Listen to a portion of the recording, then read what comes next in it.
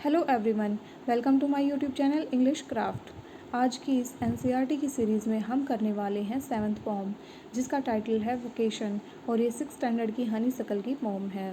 Vacation means व्यवसाय या रोजगार। This poem is about how a child gets attracted to the ways of people around him and find different curiosities and attractions in their lives. He is not aware of the tough routine they have to go through. It also shows his innocence and lack of worldly sense. On your way to school or market, you see many people at work. जब आप school या market जाते हैं तो आपने बहुत से लोगों को काम करते हुए देखा होगा। इन pairs discuss what you have noticed. Pairs में, इस ग्रुप में ये डिस्कस कीजिए कि आपने क्या देखा। देन रीड दिस पोम, फिर इस पोम को पढ़िए। You may read it allowed with a partner if you like. आप इस पोम को जोर से अपने पार्टनर के साथ भी पढ़ सकते हैं अगर आप चाहें तो। When the gong sound 10 in the morning and I walk to school by our lane. जब 10 बजते हैं सुबह के, I walk to school by our lane. मुझे अपने स्कूल जाना पड़ता है एक सीधे रास्ते से, अपनी लाइन में। Every day I meet the hawker crying bangles crystal bangle. हर रोज़ मैं एक होकर से, फेरी वाले से मिलता हूँ जो कि चिल्लाता रहता है, फेरी लगाता रहता है, बैंगल्स क्रिस्टल बैंगल, चूड़ियाँ, चमकदार चूड़ियाँ। There is nothing to hurry him on, there is no time, there is no road he must take, no place he must go to, no time when he must come home. उसको किसी बात की कोई जल्दी नहीं है, उसको कोई एक रोड पे नहीं जाना होता, जिधर उसका मन करता है वो उस रोड को पकड़ लेता है। No place he must go to, जैसे हम इसको पोइट ही कहेंगे कि पोइट को तो स्कूल जाना पड़ता है समय पे, लेकिन फेरी वाले को तो वो देखता है कि किसी एक जगह पे नहीं जाना होता। जैसे कि वो स्कूल जाता है, उसको किसी एक जगह पे नहीं जाना होता, उसका जहाँ मन करता है वो उधर चला जाता है। No time when he must come home, और उसका कोई फ़िक्स टाइम भी नहीं है कि वो कब घर आता है, घर जाने का भी कोई फ़िक्स टाइम नहीं है। आई विश आई वर अ होकर, वो सोचता है कि काश मैं एक फेरी वाला होता। Spending my day in the road crying bangles crystal bangles, और वो कहता है कि काश मैं एक फेरी वाला होता और मैं अपना दिन रोड पे ऐसे घूम घूम के, चिल्ला चिल्ला के, फेरी लगा लगा के बिताता, बैंगल्स चूड़ियाँ, चमकदार चूड़ियाँ। When at 4 in the afternoon I come back from the school.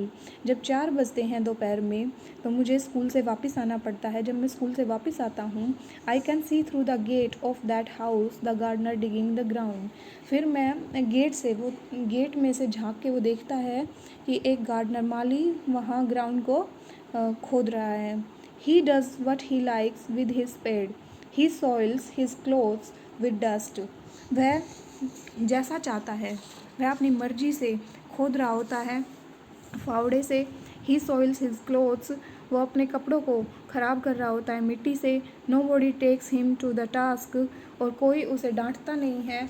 If he get baked in the sun और गेट्स वेट, चाहे वो धूप में, कितना ही धूप में तप रहा हो या फिर गीला हो जाए। I wish I were a gardener digging away at the garden with nobody to stop me from digging. वो सोचता है कि काश मैं एक माली होता तो मैं भी ऐसे ही खोदता गार्डन में और मुझे भी कोई रोकने वाला नहीं होता। Just as it gets dark in the evening and my mother sends me to bed, और जब रात होती है, अंधेरा होने लगता है शाम को, एंड माई मदर, मेरी माँ, sends me to the bed, और मेरी माँ मुझे बेड पे भेज देती है, यानी सोने के लिए भेज देती है। I can see through my open window the watchman walking up and down, फिर मैं वहाँ से देखता हूँ अपनी खिड़की से कि एक वॉचमैन है, वो ऐसे आ जा रहा है। The lane is dark and lonely, जो लेन है, जो रास्ता है, सड़क है, वो बिल्कुल अंधेरी है और खाली है, सुनसान है। And the street lamp stands like a giant with one red eye in its head, और जो स्ट्रीट लैम्प है वो ऐसे लग रहे हैं जैसे कि माने कोई राक्षस हो, वो एक आँख वाला, उसकी आँख बिल्कुल रेड है उसके सिर के ऊपर। The watchman swings his lantern and walks with his shadow at his side. और वो वॉचमैन है, वो ऐसे अपनी लालटेन को झुलाते हुए चल रहा है और उसकी शैडो उसके साथ साथ चल रही है। And never once goes to bed in his life. और ऐसा लगता है कि जैसे वो कभी अपने बेड पे, यानी वो कभी सोने जाता ही ना हो अपनी लाइफ में। आई wish I were a watchman. और काश मैं एक वॉचमैन होता। Walking the street all night. और मैं रोड पे, सड़क पे ऐसे ही पूरी रात घूमता रहता। Chasing the shadow with my lantern. और मैं भी शैडो को ऐसे ही फॉलो करता रहता। चेजिंग मीन्स फॉलोइंग, उसको फॉलो करता रहता अपनी शैडो को, और ऐसे ही घूमता रहता। इस पोम के पोइट हैं रविंद्रनाथ टैगोर। और ये पहले ऐसे पोइट हैं इंडियन जिनको नोबेल प्राइज़ मिला था गीतांजलि के लिए। इसकी थीम है, ही जो पोइट है wants to live a free life without any rule और बाउंड्रीज। No rhyming scheme.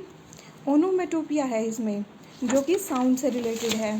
तो जैसे कहता है ना कि द गो साउंड्स 10, तो ये ओनोमेटोपिया है। सिमली है, the street lamp stands like a giant with one red I.